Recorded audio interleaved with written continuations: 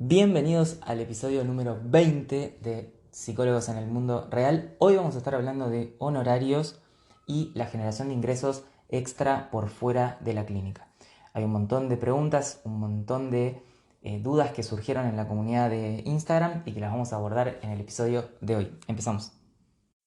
Lo primero que me gustaría hacer es referirlos al episodio número 17, que es el episodio en el que hablamos de inserción laboral, porque ahí están como las bases de lo que es, básicamente de lo que es trabajar, de lo que es brindar un servicio y de esto que estuvimos hablando en ese episodio, que cuál es la intención correcta que tenemos que tener a la hora de salir allá afuera a ofrecer nuestros servicios, a pedir trabajo y también eventualmente el resultado de ofrecer nuestros servicios y pedir trabajo y brindarlo adecuadamente, ese resultado va a ser los honorarios tan comentados o tan cuestionados o esos honorarios tan deseados que queremos para poder vivir dignamente de nuestra profesión. Entonces, para ir a las bases de lo que es trabajar y brindar adecuadamente un servicio para otra persona, para otras personas, que básicamente es la base del trabajo, brindar un servicio, o sea, hacer algo para otros, vayan al episodio número 17, donde van a encontrar los conceptos básicos de lo que es la inserción laboral y el desarrollo profesional, por lo menos desde mi perspectiva, y que les va a servir un montón como para ya orientarse. Y ahora ya nos metemos en cuestiones más prácticas, no tan filosóficas, no tan como de raíz del tema, sino que vamos a las cuestiones más prácticas de lo que es el tema de los honorarios en psicología. Y lo que más voy a poder hablar yo son los honorarios en psicología clínica. Hay un tema para decir sobre el tema de los honorarios que es, no son muy buenos los honorarios en psicología, no son muy altos, no es fácil vivir de la profesión de ser psicólogo en ninguna de las áreas, normalmente, ¿no? Exceptuando algún psicólogo que no sé, que escribió un libro, que tiene un supercargo en una universidad o que tiene un supercargo en algún lugar público o en alguna empresa. Lo más común es que no es fácil generar buenos ingresos con la clínica, en una obra social, ni siquiera en la clínica privada, que es lo que más se acerca, pero no es tan fácil porque o hay que trabajar muchísimo tiempo para cobrar unos honorarios o un salario más o menos digno o que te permita vivir, o podés llegar a trabajar poco, pero los honorarios son bajísimos. Por ejemplo, si trabajas en una clínica, si trabajas en obras sociales, o incluso en prepagas o en otros espacios que te pueden llegar a brindar trabajo, pero que no te van a dar una remuneración buena. Por lo menos desde lo que yo descubrí hasta el momento, lo único que nos va a quedar a los psicólogos, a muchos profesionales también, no solamente a los psicólogos, le puede pasar a los contadores, a los abogados, a los arquitectos, distintos profesionales, lo único que queda como casi como una posibilidad no obligatoria, pero es como el único camino, al menos hasta ahora que yo pude ver que nos puede dar una perspectiva diferente, es que nos tratemos de ponernos creativos a la hora de brindar un servicio con lo que nosotros sabemos, con lo que nosotros podemos ayudar a otras personas y eventualmente poder ir pasando de los servicios que son más individuales o los más tradicionales, que son la terapia uno a uno o el hecho de trabajar en una clínica o en una institución o en una obra social, ir pasando a los servicios que son más de formato grupal o servicios en los que podamos eh, tener distintas variedades, tanto en el tipo de servicio que brindamos como en el formato en el que lo brindamos. Eso sería básicamente lo que nos permitiría eh, tener unos honorarios más dignos, digamos, y poder hacer también, estar trabajando en acuerdo a nuestros valores o desde lo que nosotros también sabemos y queremos ayudar. porque tienen que tener en cuenta muchos de los que están buscando trabajo o quieren trabajar en una obra social o en una prepaga o en una clínica o en un instituto. Siempre que te den un trabajo, vos sos el profesional y te dan un trabajo o la obra social te da pacientes o alguien te da algo, eso que el paciente está abonando se va a dividir el honorario entre una parte para la obra social o para la prepaga o para quien te esté brindando ese paciente y otra parte para vos. O sea que tu honorario se va a reducir porque no lo estás tratando directamente con el paciente o con la persona que te viene a consultar. Eso tiene un impacto enorme porque puede ser que se reduzca a la mitad o un 40% lo que vos vas a recibir como honorario. Entonces, claro, cualquiera que esté trabajando en una obra social, en una prepaga, en una institución, va a tener que trabajar un montón todo el día para siquiera tal vez llegar a un salario mínimo, que no sé cuánto es actualmente, si son 150.000, 200.000 o 150.000 pesos hoy en Argentina. Estamos en septiembre y todo eso ha cambiado mucho, pero para tener un honorario o unos salarios, digamos, vamos al salario, los honorarios es lo que le cobras individualmente al paciente. Vamos a decirle salario a lo que cobras por mes en total por todo lo que haces. Para llegar a un salario así, por ahí vas a tener que trabajar un montón. Y después está el tema con las obras sociales que te pagan a destiempo, que te pueden llegar a pagar un mes después, lo cual es una locura en este país, porque si te están pagando un mes después, vos tenés que descontarle a tus honorarios, actualmente creo que hay un 10% de inflación mensual, o 8%, no sé cuánto es, entonces vos tenés que agarrar el salario que te pagan y restarle un 8%, porque la verdad es que vas a poder comprar menos cosas dentro de un mes.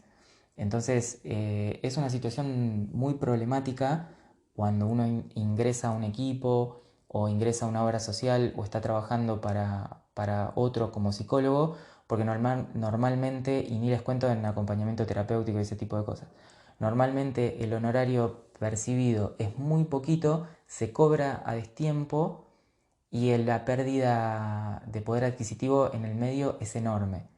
Entonces lo que suele pasar es que la persona está trabajando muchísimo tiempo, corre el riesgo de llegar al burnout o a tener algún problema de ese estilo, no llegar a fin de mes y bueno, es un problema tras otro. Entonces yo en la medida de lo posible les recomiendo a mis alumnos que no trabajen con obras sociales, pero claro, eso no es tan fácil de hacer, o sea, trabajar de manera independiente implica aprender yo a ofrecer mis servicios de manera independiente, porque nadie los va a hacer por mí.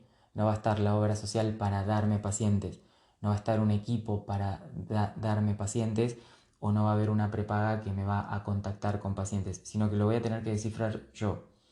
Pero es hacer ese trabajo, vale mucho la pena, si bien es mucho esfuerzo, porque es como aprender otra cosa que los psicólogos no sabemos, no tenemos ni idea.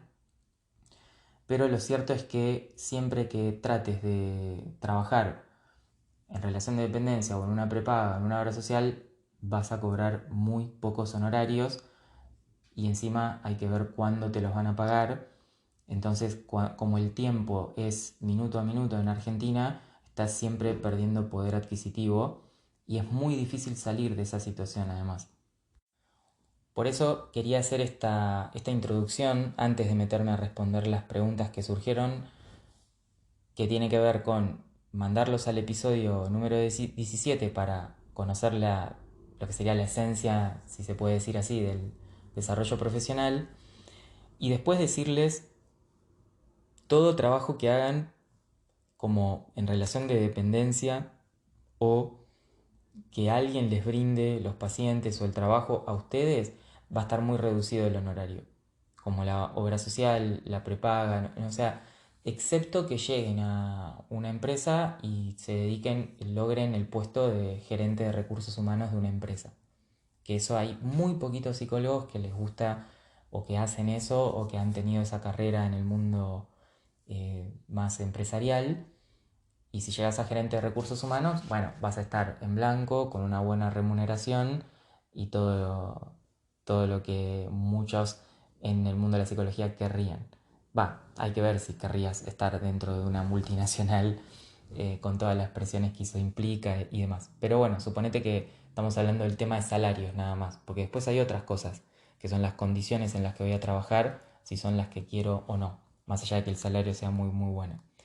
Pero, excepto esa situación, que seas gerente de recursos humanos de una empresa, que ya te digo, no hay muchos psicólogos en esa situación, vas a terminar o en una obra social, o como docente, o en una prepaga, o en un equipo que te deriva pacientes, y como cada una de esas personas te está dando trabajo y están haciendo ellos el trabajo de obtener los pacientes, obviamente te lo van a descontar de tus honorarios y tus honorarios van a ser la mitad de lo que podrían ser. Entonces, lo primero que yo le recomendaría a un psicólogo que está empezando a pensar la cuestión de los honorarios, si llego, si no llego, cómo hago para generar ingresos por fuera de la clínica, que son preguntas que surgieron, cómo planteo los honorarios. Primero, planteate seriamente la necesidad de que vos tengas que aprender a cómo ofrecer tus servicios para que te puedas poner en contacto de manera directa con las personas a las que les vas a brindar ese servicio, que son tus pacientes, en la mayoría de los casos en psicología clínica. Porque ese tipo de formato independiente, autónomo, como le llaman en otros países, es el que te va a permitir tener la máxima remuneración posible. Siempre que vos hagas el trabajo de contactarte, comunicarte con un paciente, acordar los honorarios, perdón, y cobrarlos, vas a tener los honorarios cobrados en día, en tiempo y fecha, normalmente, y acordados directamente con tu paciente. Entonces, eso te permite gran flexibilidad. Y después podemos hablar de todas las cuestiones que hacen a el estilo de vida o la forma de cómo querés organizar esos horarios, que eso ya es por ahí para un nivel un poquitito más avanzado. Cuando ya vas avanzando en la cuestión de los honorarios, te empiezas a preguntar, bueno, cuánto quiero trabajar, cómo quiero que sea mi semana, cómo me quiero organizar como autónomo y demás. Eso por ahí lo podemos charlar en otro episodio. Entonces, resumiendo, punto uno, vas a tener que aprender a brindar tus servicios.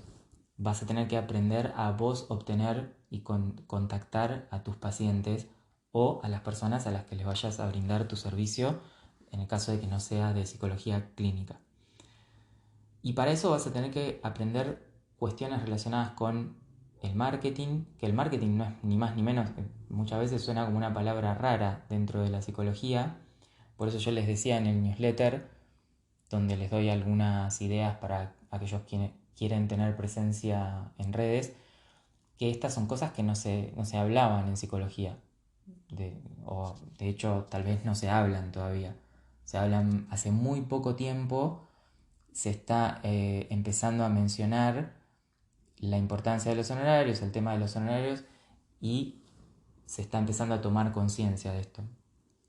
Pero hace mucho tiempo, cuando yo hacía la carrera, o después de recibirme también, esto era un tema tabú o no mencionado, o como que, no sé, nadie sabía cómo vivían los demás. Pero hay métodos, esto es un tema que también se estudia, y cómo brindar un servicio, cómo contactarse con pacientes y demás, también se estudia. Entonces, si estudiamos otras cosas, estudiamos psicología, nos ponemos tan estudiosos o precisos al estudiar esos temas, ¿por qué no también empezar a entender más seriamente todo lo que tiene que ver con trabajar y brindar nuestro servicio? Y el marketing, que parece una disciplina que nada que ver, no es ni más ni menos que una disciplina de comunicación. O sea, el marketing principalmente es una disciplina de comunicación, no necesariamente de venta, que es lo que primero se piensa. Eventualmente sí, es el resultado de lo que se espera, pero en realidad es una disciplina de comunicación que lo que hace es mm, aprender a que una determinada persona que tiene un determinado servicio, o en el caso de una empresa sería un producto, se contacte y se pueda comunicar adecuadamente con un grupo de personas que necesita ese servicio o producto. Nada más que eso es el marketing. O sea, no hay que darle mucha vuelta con que si es, qué es, qué no es algo que tiene que ver con las ventas, es de la psicología, es de todas las disciplinas o de cualquier cosa que querés comunicar. Si vos tenés una organización no gubernamental, una ONG o algo sin fines de lucro, también vas a tener que hacer marketing. O es un acto comunicacional que le va a decir a las personas que se van a beneficiar o que querés contactar con tu organización no gubernamental o con tu organización sin fines de lucro, la vas a tener que contactar de alguna manera. Entonces el marketing es simplemente la disciplina que te enseña a comunicarte con esas personas que requieren, necesitan o van a ser parte de tu eh, de lo que vos estás ofreciendo o haciendo o brindándoles a ellos. Tenés que buscar un puente para comunicarte. El puente es el marketing o es esa disciplina de comunicación. Los partidos políticos hacen marketing. Si tenés, como les decía, una organización sin fines de lucro donde no hay nada de venta, también vas a tener que hacer marketing, pues te vas a tener que poner ahí afuera, vas a tener que comunicar y vas a tener que llegar al grupo o segmento poblacional al que te querés dirigir. Entonces es un acto totalmente natural de comunicación, no hay nada perverso, oscuro, negativo ni nada, donde vos te vas a comunicar con las personas a las que querés llegar. ¿Qué pasa? Cuando lo hace una obra social, eso está hecho por ese sistema. O sea, hay gente que pertenece a la obra social, entonces llama a un psicólogo y la obra social te llama a vos, o el paciente te contacta, pero a través de la obra social. Lo interesante es que vos lo puedas hacer eso solo, que vos lo aprendas a hacer solo, es un punto importante, es lo primero que quiero mencionar en este episodio, para que vos puedas tratar tus honorarios y tu trabajo directamente con la persona a la que le das el servicio y puedas recibir entonces la remuneración completa. Porque estás haciendo el trabajo completo, estás brindando el servicio y al mismo tiempo aprendiste, te dedicaste, tomaste un tiempo para ver cómo contactarte con los pacientes. Entonces, ese es un primer punto que quería mencionar y que es muy importante. El segundo tema que quiero comentarles es que eventualmente va a suceder que va a haber un momento donde vas a ver colapsada tu demanda uno a uno, la posibilidad de atención uno a uno, porque no tenés tiempo en la semana, sencillamente. Y porque necesitas seguir estudiando, porque necesitas seguir supervisando, necesitas seguir haciendo cosas y necesitas seguir comunicándote con las personas con las que vos trabajás, con tus profesores, con tus mentores, necesitas seguir haciendo cosas a la par que vas atendiendo y el día tiene una cantidad de horas limitadas. Además, supongo que vas a querer tener una vida, vas a querer tener un hobby, verte con amigos, hacer algo, ir al gimnasio o lo que te guste hacer. Tal vez tengas otros hobbies como tocar la guitarra o lo que sea. Pero vas a querer hacer otras cosas además de atender pacientes. Entonces va a llegar un momento donde tu día de la semana va a estar completo, el salario posible que pudiste conformar va a estar a un límite y no te van a quedar más que dos caminos, que son o subir los honorarios o empezar a pensar otros formatos donde vos puedas ayudar a las personas y brindar servicios que puedan ser formatos de tipo grupal o otra forma de poder poner tu trabajo ahí afuera para compartirlo con otras personas que se pueden beneficiar de eso. Y esto tiene muchos beneficios, esto lo pude aprender recién con el tiempo, tanto para vos como para las personas a las que le brindas el servicio. Porque el servicio y el trabajo que vos empezás a brindar se empieza a sistematizar cada vez más y empieza a ser cada vez más eficiente, con menos esfuerzo de tu parte y cada vez más eficiente para las personas que reciben ese servicio. Es decir, reciben algo mejor y con mejores resultados, porque vos lo tenés cada vez más y mejor sistematizado. Pero eso sería como más avanzado en el tiempo. Ya con empezar a ver cómo puedo comunicar directamente mis servicios con las personas a las que yo les quiero brindar el servicio, ya eso es como un primer paso.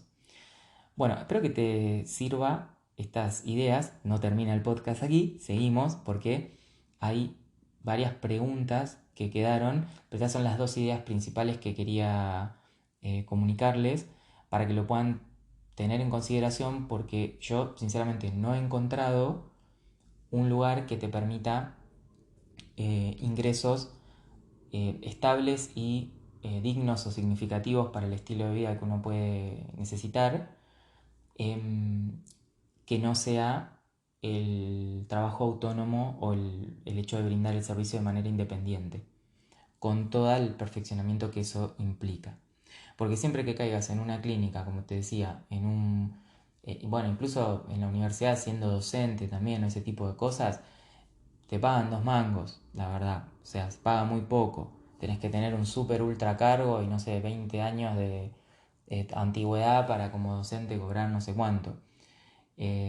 Siempre, y las obras sociales te pagan poco y a destiempo, la prepaga te paga poco, o sea, em, no es como la mejor optimización que uno puede hacer de su trabajo y paulatinamente, y es lo que está pasando, cada vez más profesionales se van de las obras sociales y en un momento no va a haber ninguno más, porque no es adecuado el trato que le brindan al profesional o las posibilidades que le brindan. Entonces es lógico que la gente no va a querer seguir estando en una obra social o en ese tipo de lugares porque se paga muy, muy poco. Lo mismo pasa con el tema de la investigación. Digo, por si alguno quiere investigar, yo veo muchas veces muchos chicos o chicas que investigan y a veces vienen de buena clase económica, vienen de una clase económica alta, pero los que venimos de clase media o los que tuvimos que hacernos mm, nuestra profesión era parte de nuestro sustento laboral y económico para vivir, tal vez no te podías dedicar a ese tema, a investigar. O lo podías hacer pero con muchas dificultades económicas, porque la verdad es que tampoco se paga bien y tenés que tener un super ultra cargo en el CONICET también de no sé cuántos años para tener una remuneración que no sé cuánto será hoy, si podrá ser 400.000, 500.000 pesos, pero es como un camino de 250 años y es muchísimo el cargo que tenés que tener con todas las presiones que hay y todo. O sea, bueno, es una cuestión compleja que ahí también se ponen en consideración las cuestiones vocacionales, obviamente, pero hay veces que uno está en una situación de necesidad que no puede dedicarse a investigación. Por eso pasa muchas veces que los chicos que tienen la posibilidad de dedicarse a investigación, y a veces se ve eso, por lo menos, son chicos que ya vienen de una clase social alta o un poco acomodada que les permite esa dedicación. Por supuesto, no estoy haciendo ninguna crítica para con eso, es una observación que veo. Pero entonces, tanto en la investigación, como en la clínica, como en la docencia, como en la obra social, como en la propaga, está complicado el tema. O sea, los honorarios son bajos. Entonces, lo único que yo veo como perspectiva, excepto que no quedes como gerente de recursos humanos de una super multinacional, que vas a tener otros problemas, pero por ahí el económico no, es brindar tus servicios de manera independiente y autónoma. Esa por lo menos es mi conclusión hasta el momento. Bueno, vamos con las preguntas que surgieron en la comunidad. Bueno, una de las preguntas que surgió es cómo fijar honorarios. Y esto la verdad es que no es tan fácil de hacer, porque mi conclusión a lo largo del tiempo es que no hay una fórmula concreta o específica para cómo fijar los honorarios.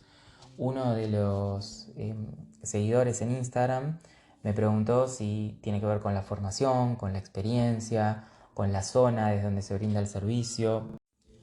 Y la verdad es que no hay una fórmula, o sea, no hay una fórmula matemática que uno dice, bueno, 5 años de formación más 2 de experiencia, dividido, no sé, el número de la zona, el número de comuna de Capital Federal da un total de, lo multiplico por, la verdad es que no hay una fórmula. Y a mí siempre me hizo mucho ruido el concepto de mínimo o mínimo ético que muchas veces tienen los colegios de psicólogos, que es una comprensión parcial de lo que pasa verdaderamente con lo que es fijar un honorario o establecer un honorario o los criterios reales por los cuales se fijan los honorarios. Una de las cosas que a mí siempre me hizo ruido con este tema es que se daban un mínimo ético que era, no sé, X. Ahora no sé cuántos están los mínimos éticos, pero porque va cambiando todo el tiempo, esto acá en Argentina no tiene noción de los precios, pero supónganse que era 1.000 pesos, en un momento el mínimo ético. Y siempre hay gente que cobra por debajo y gente que cobra por arriba. Y siempre me pareció difícil de entender por qué pasaba eso y no entendía por qué también en otros tipos de servicios que no son de salud mental, pero que eventualmente trabajan con cosas similares, y esto hacía mucho ruido en los colegios de psicólogos y muchos psicólogos se ponían muy, muy enojados con estos temas por el tema del intrusionismo profesional, pero sinceramente era un hecho de la realidad a entender que había coaching, counselor o cosas, gente así que cobraba una fortuna, cobraba el triple o cuatro o cinco veces más que un psicólogo, y yo me decía, pero ¿por qué pasa esto? No entiendo, ¿qué puede estar pasando para que se explique esto? Si el mínimo ético es tanto, si dicen que más o menos en la sesión tiene que ser esto, si no tiene la misma formación que otra persona que estudió tanto, que hizo posgrados, máster, que sabe, que se fue a Estados Unidos a estudiar con Aaron Beck, no sé, y este otro que sabe de coaching cobra cinco veces más. O sea, ¿cómo se explica eso? Y bueno, hay una explicación. Me pasa que no es la... En principio uno lo ve eso y dice, ¿qué está pasando? El mundo está... Es una locura. Y sí, es un poco una locura, pero hay una parte de los honorarios que es totalmente subjetiva. No tiene, o sea, no, la definición es el acuerdo entre esas dos personas que acuerdan esos honorarios. Es una persona que comenta sus honorarios, por ejemplo, supónganse este coaching que estaba hablando, que no...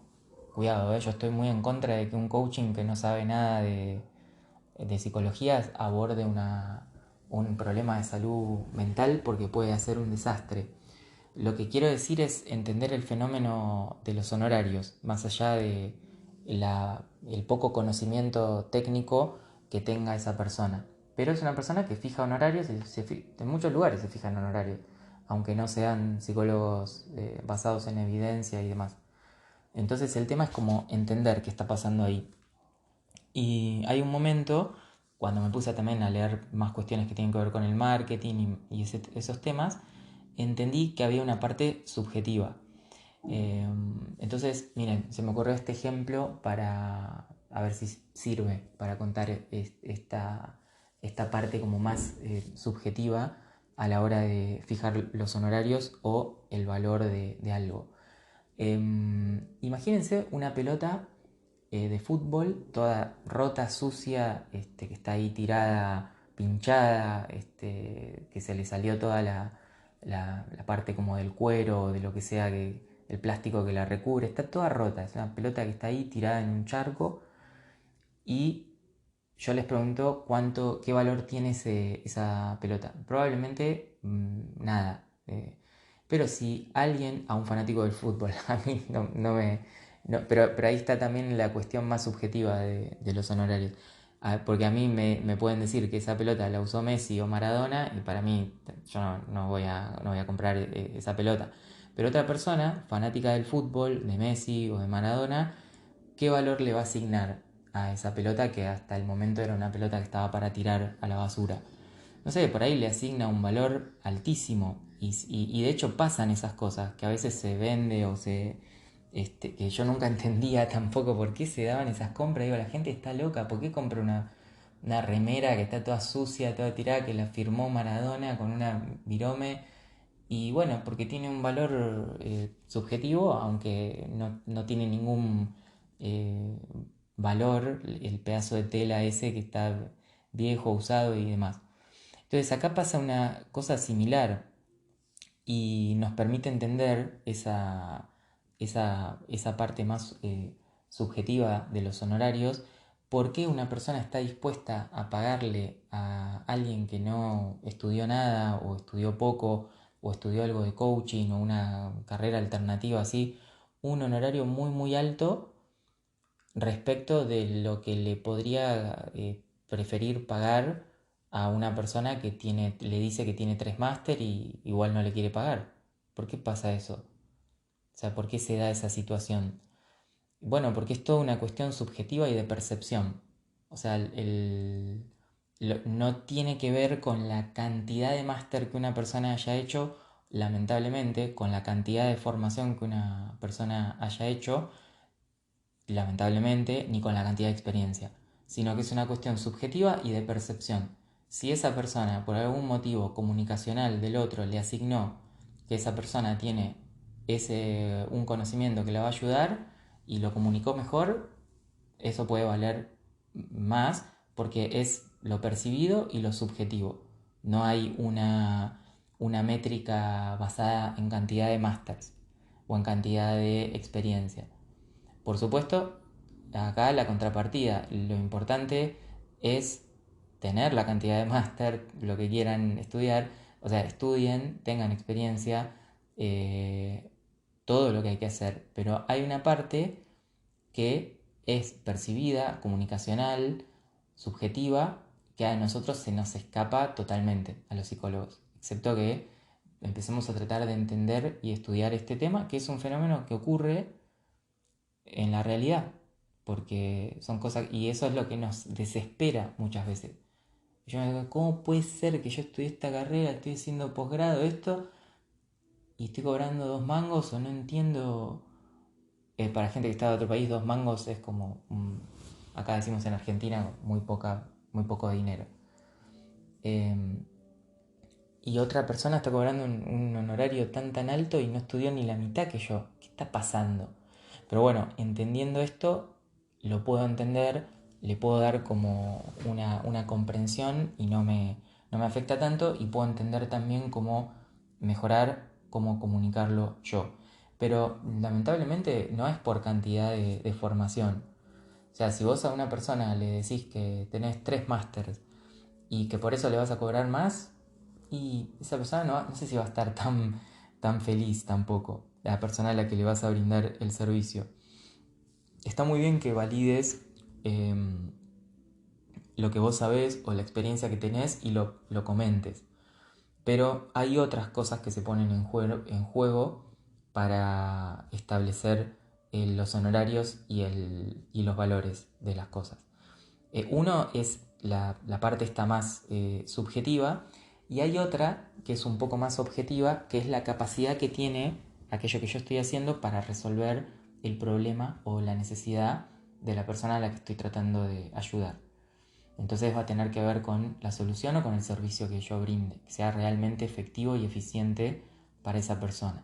Entonces, si yo puedo brindar un servicio efectivo y eficiente, que soluciona la necesidad por la cual la persona me viene a consultar, evidentemente eso también va a valer más. Y para este último ejemplo, supónganse lo siguiente.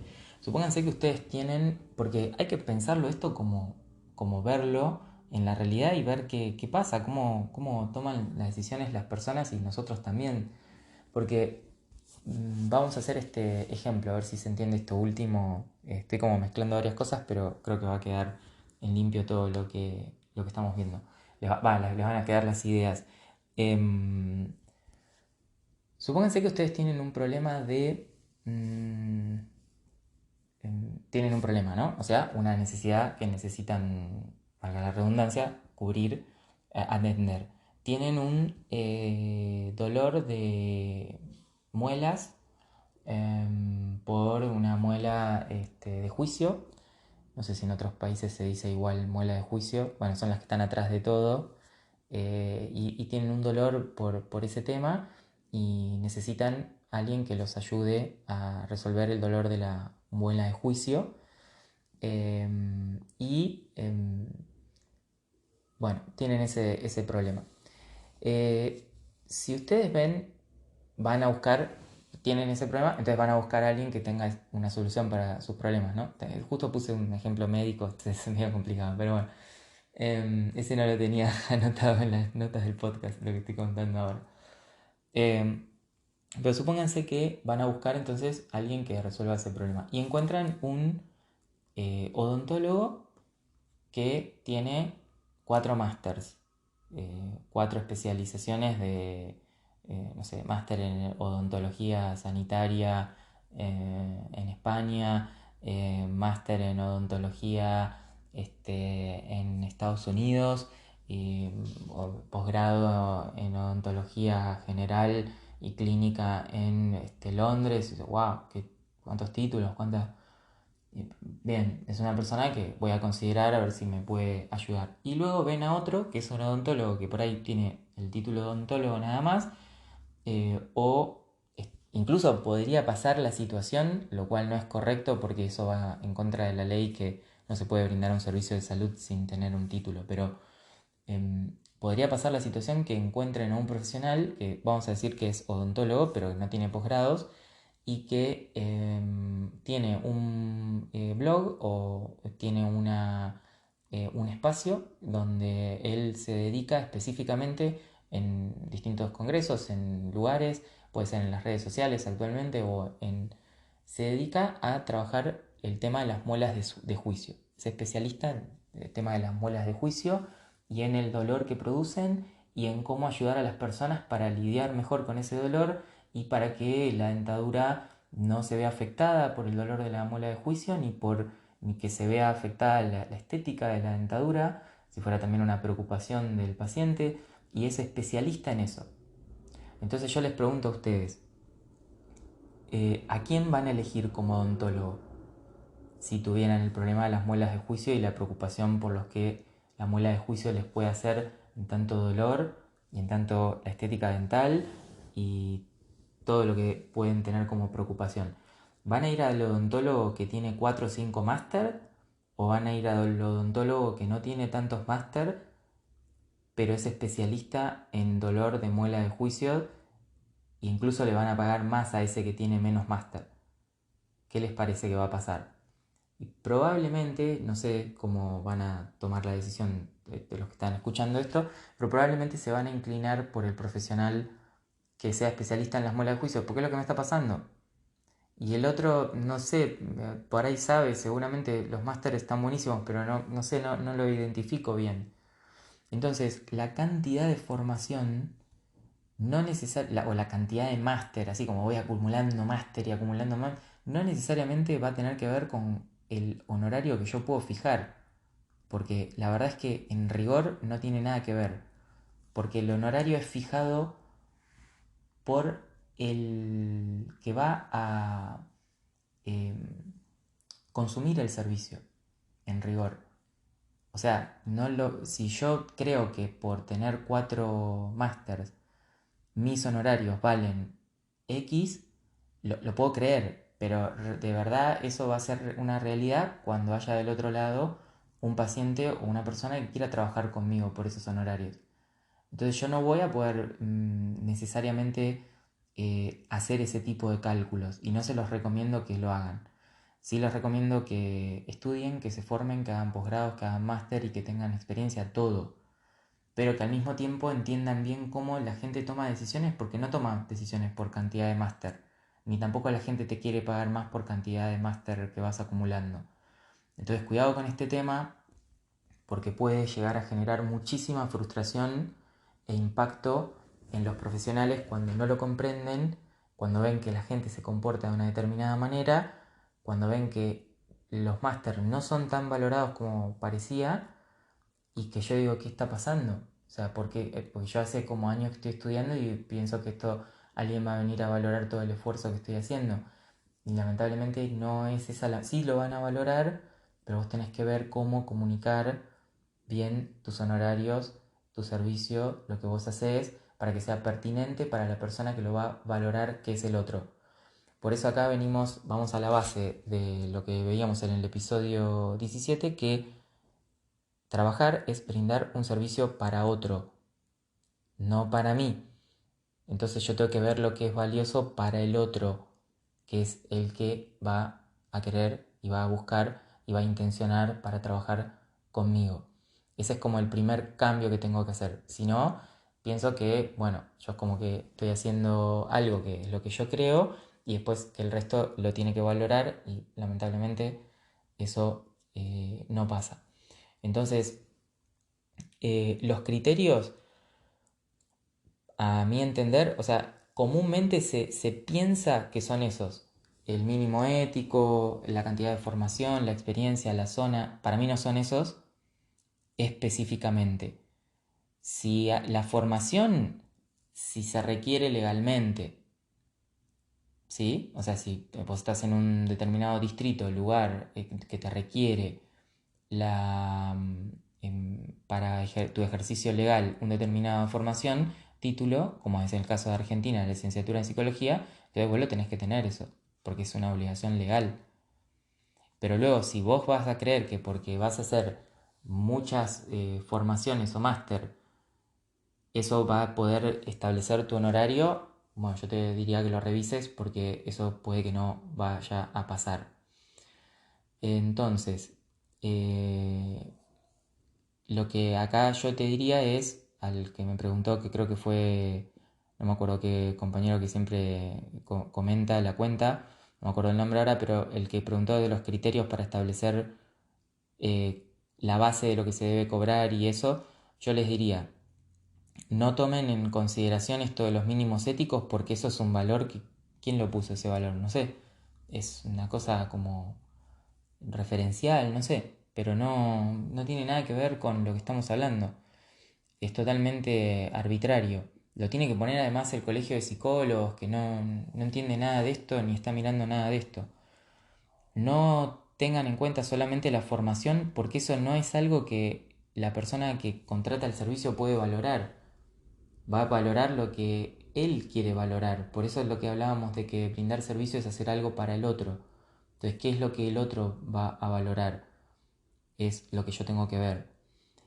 Y sobre eso voy a poder establecer el criterio de los honorarios.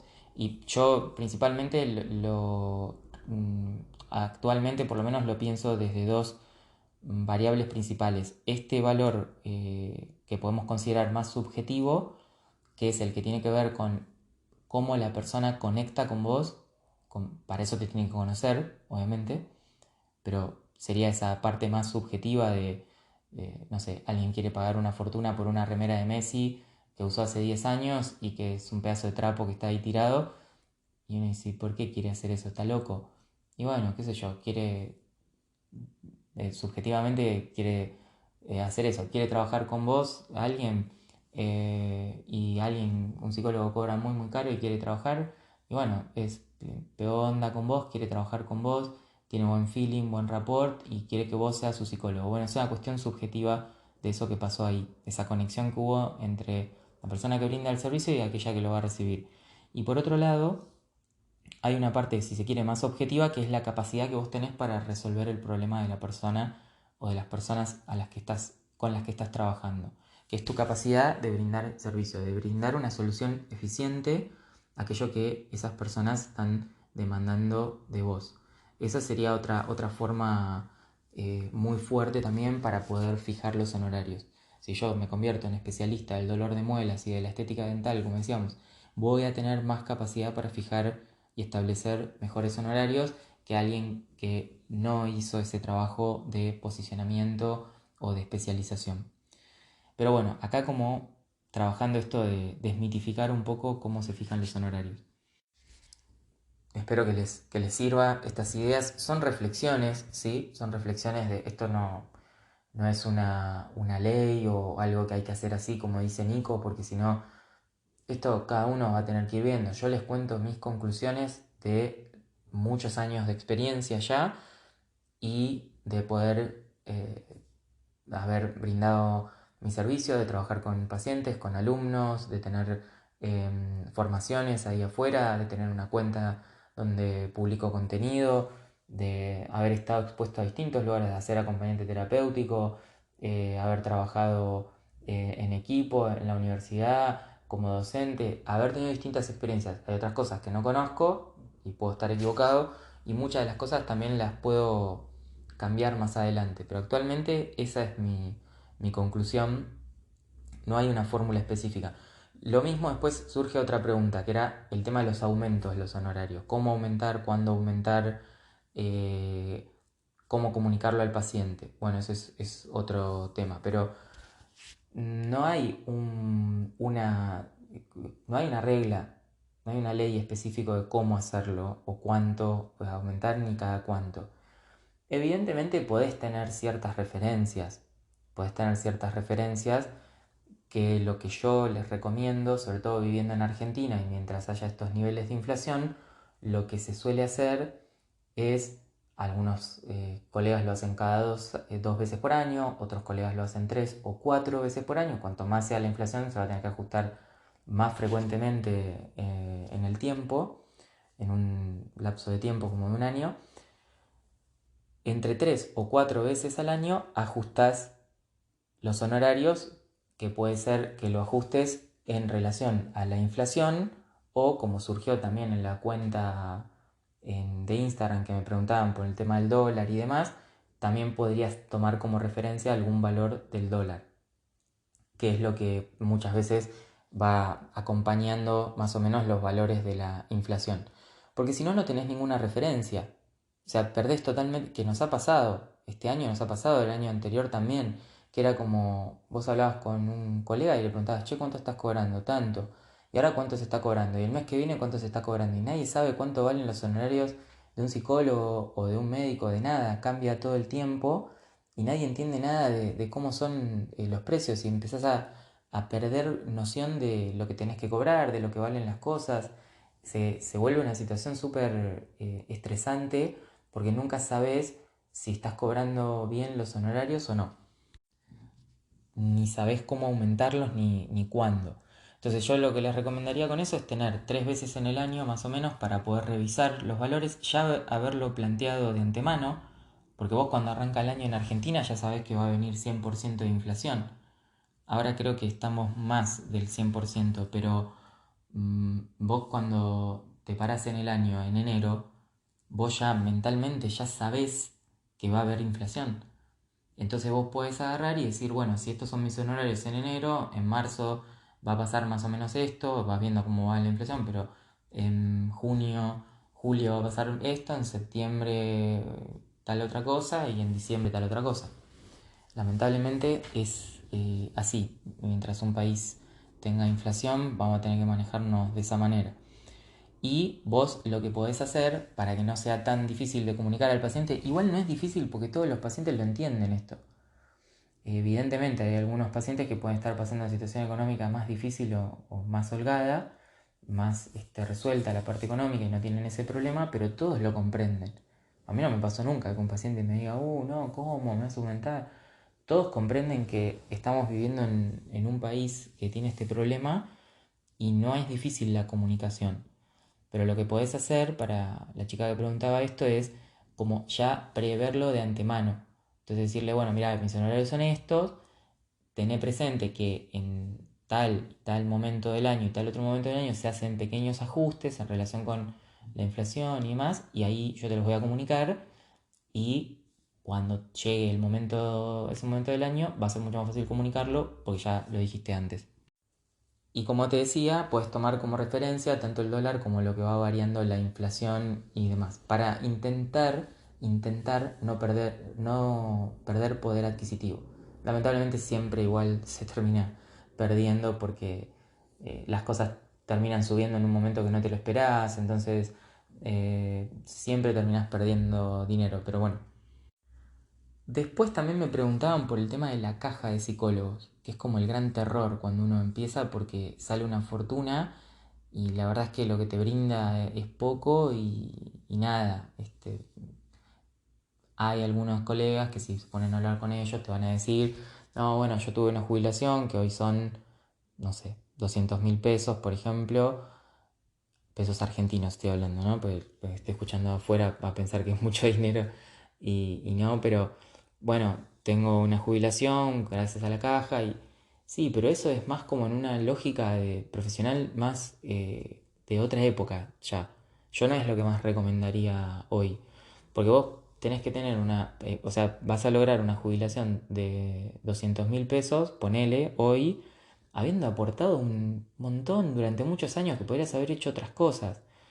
Entonces, el tema de la caja de psicólogos, y yo tengo una opinión muy controversial por ahí con este tema, pero a mí me parece que es un negocio para las personas que tienen la caja de psicólogos, para los que en algún momento quedaron con no sé si son los presidentes de la caja de psicólogos o la gente que tiene eso, que tienen la posibilidad de estar en las presidencias y en esas cosas y bueno, tener, no sé exactamente cómo funcionan, pero son negocios muy importantes porque como son obligatorios, los psicólogos no los pueden dejar de hacer y entran en unos gastos importantísimos al iniciar la profesión, de los cuales ven pocos réditos o resultados después, pero se ven obligados a hacerlo. Entonces es un problema grave que debería ser, se debería poder elegir ese régimen de caja de psicólogo o, si yo quiero, poder ver de realizar mi jubilación en forma independiente o por otro lado, porque puede haber mejores opciones.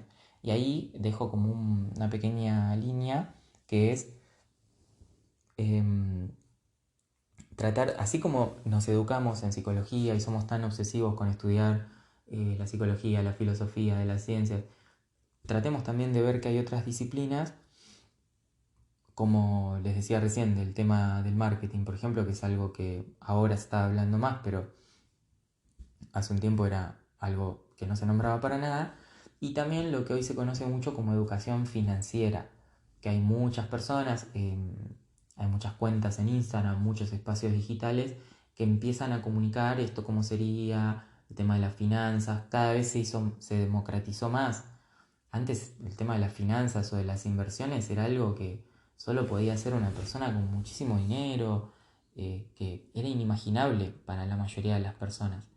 Hoy con un celular muchas personas pueden acceder a tener este tipo de educación financiera y a utilizar para apalancar lo que van trabajando como profesionales. Entonces, eso es algo también muy importante que puede ayudar a darnos tal vez resultados mejores, mucho mejores que lo que podemos lograr con el seguro de la caja de psicólogos, ¿no? Entonces es para tenerlo presente y yo tampoco es algo que recomiendo, entiendo que es obligatorio en algunos lugares, entonces vean bien dónde van a emplazar su consultorio, porque si están en determinadas zonas y provincias va a ser obligatorio que se adhieran a la caja, justamente porque lo que quieren es que vos contribuyas, entonces te tienen ahí como cautivo y le sacan un montón de dinero al profesional, no me parece lo justo ni lo correcto, pero bueno, que no pueda uno tener la posibilidad de elegir, digo, sobre eso. Pero es lo que pasa, lo mismo con las obras sociales y demás.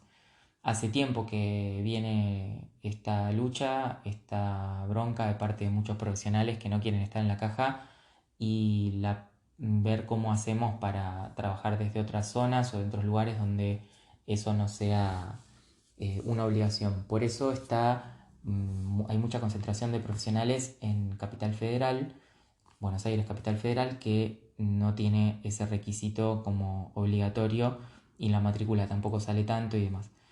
Entonces, eso de la caja de psicólogos es un tema aparte, pero cuidado con ver cómo observan los números que se plantean ahí, lo que van a cobrar como jubilación y demás, porque a mí me parece poco para la cantidad de aporte que se hace a lo largo de tantos años. Después me preguntaban, ¿debemos cobrar honorarios accesibles cuando arrancamos?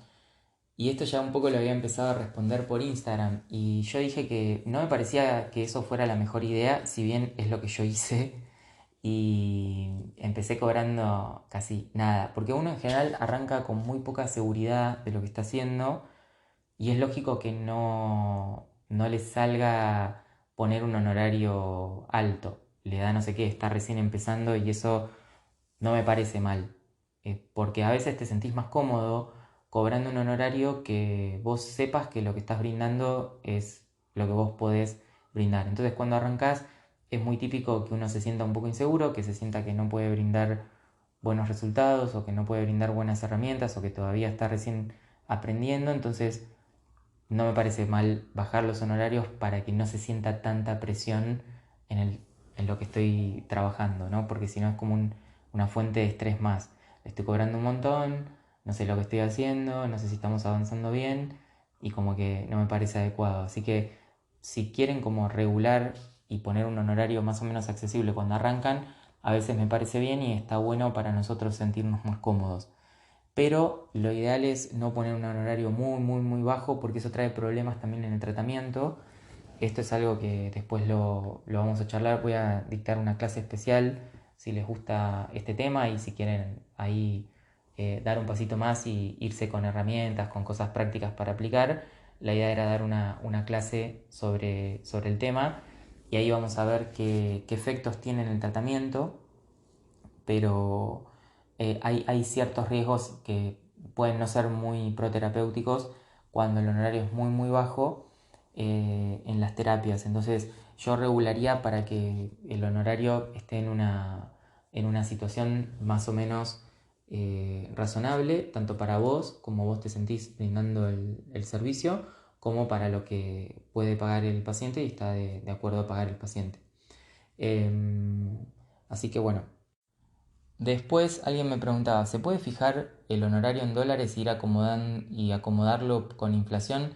No es algo que comúnmente se haga en Argentina, excepto que hay algunos productos que sí se hace. La otra vez estaba averiguando, me pasó hace poco, porque muchas veces se habla esto del tema del dólar como algo muy raro y yo pregunté ahí en Instagram qué les parece, si les parecía muy loco o si en acuerdo con el paciente estaba bien y la mayoría votó que les parece muy loco.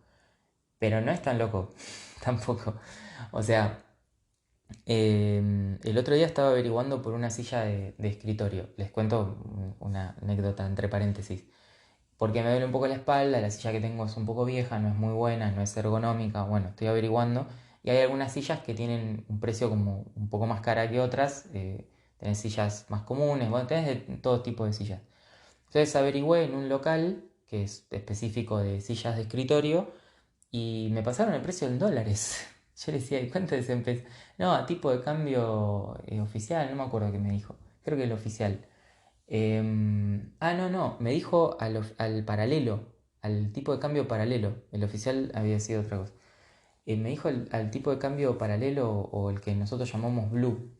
Entonces, la gente ya está pensando todas las cosas en dólares, aunque no las diga por ahí, o a veces explícitamente te pedís cuánto está no sé, querés averiguar sobre una computadora, sobre, como les decía, una silla o algo así, y te pasan el valor en dólares. Y cuando lo ves en pesos, a veces es como que ya está convertido previamente a dólar o hicieron ahí algún ajuste. Así que no es tan loco de pensar, no es en acuerdo con el paciente no habría problema, pero no es el uso y costumbre en Argentina.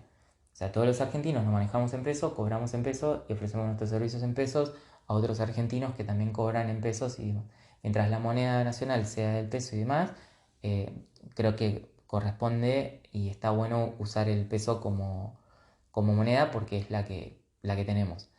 Pero sí, vos podés ir pensando mm, sobre tu salario y sobre tus ingresos, ir pensándolos en dólares, porque si no, no tenés un punto de referencia de si estás bien con el salario, si estás mal, si necesitas aumentar o no. Bueno, después me preguntaban por el tema de la docencia, que lo escribieron así solamente, docencia. Eh, la docencia es una labor muy linda. A mí, de hecho, yo vocacionalmente de hecho, los podcasts me los tomo como una clase. Yo tengo un curso, doy clases hace muchos años, pero lamentablemente es una labor muy importante, muy valiosa, fundamental, la labor educativa, pero que deja muy poca remuneración para los docentes, tanto en el sector público como privado, como universidad, como escuela secundaria.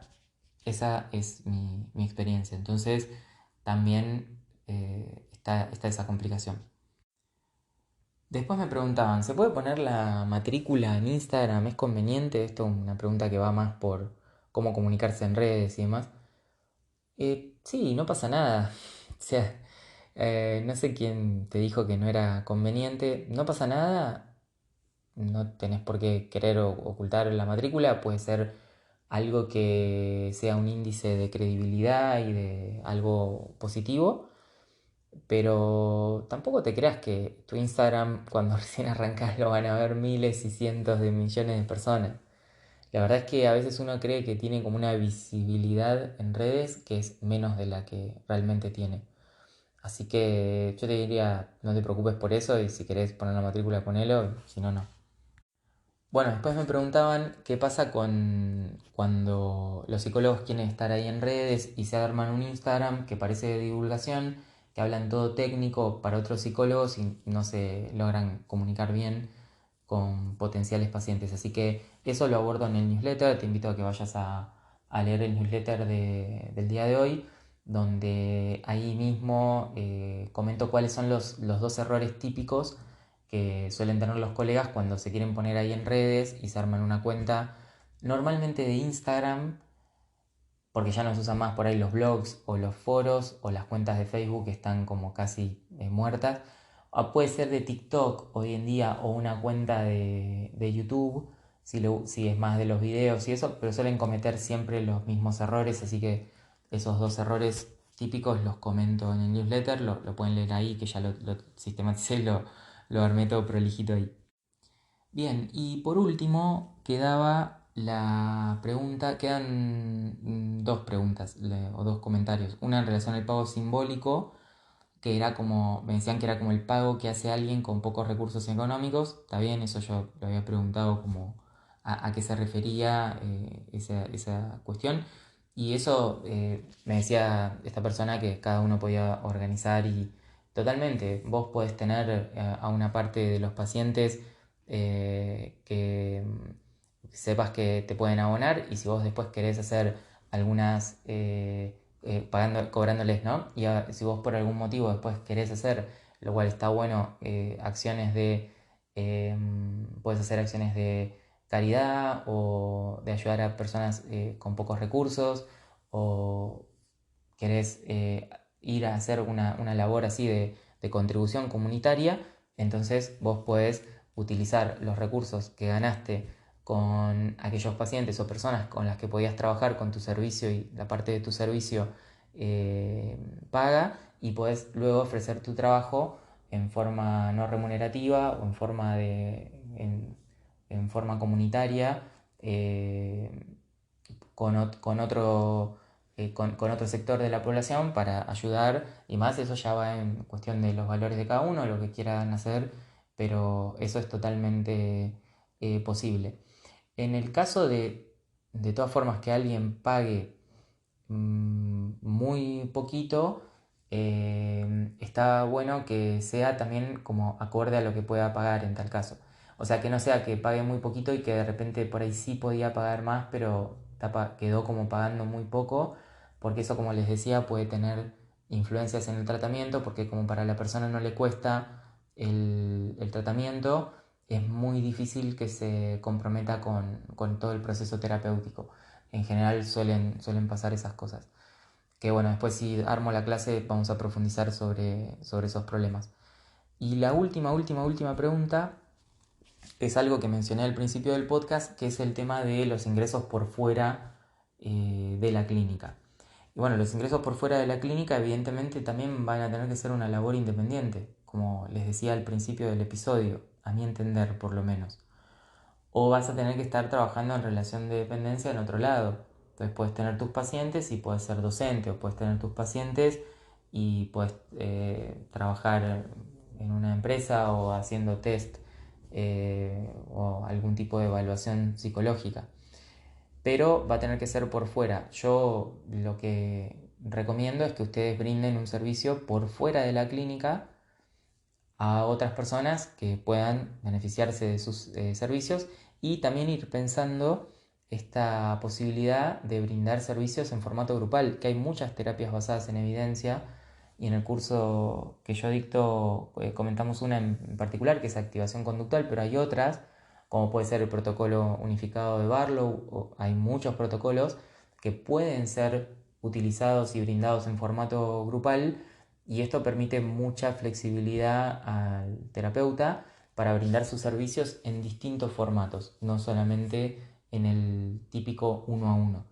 Entonces yo eso es lo que primero indagaría, bueno, por los ingresos por fuera de la clínica.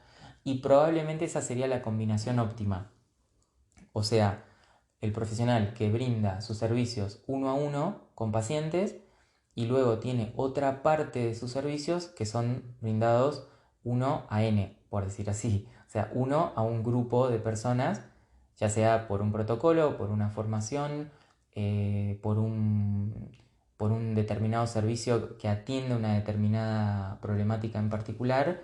Y eso es muy, muy interesante de trabajar porque, como les decía, cuando uno va sistematizando el servicio, lo va haciendo cada vez más eficiente y va resolviendo cada vez mejor los problemas de las personas a las que uno está tratando de ayudar.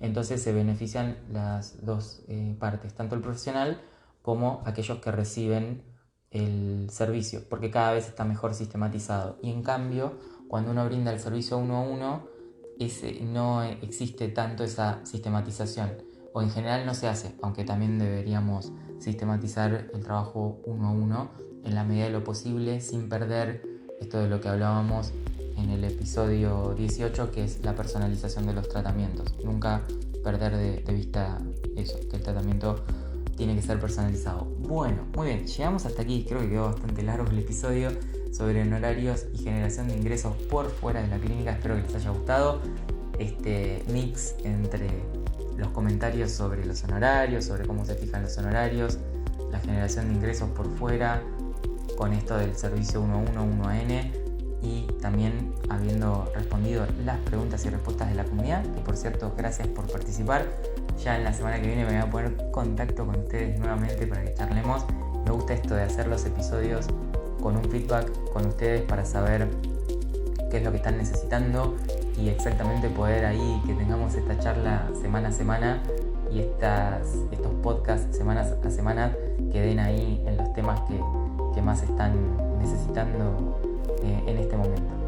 Así que gracias por estar ahí, llegamos al final y nos vemos la semana que viene. Nos escuchamos en realidad. Chau, chau.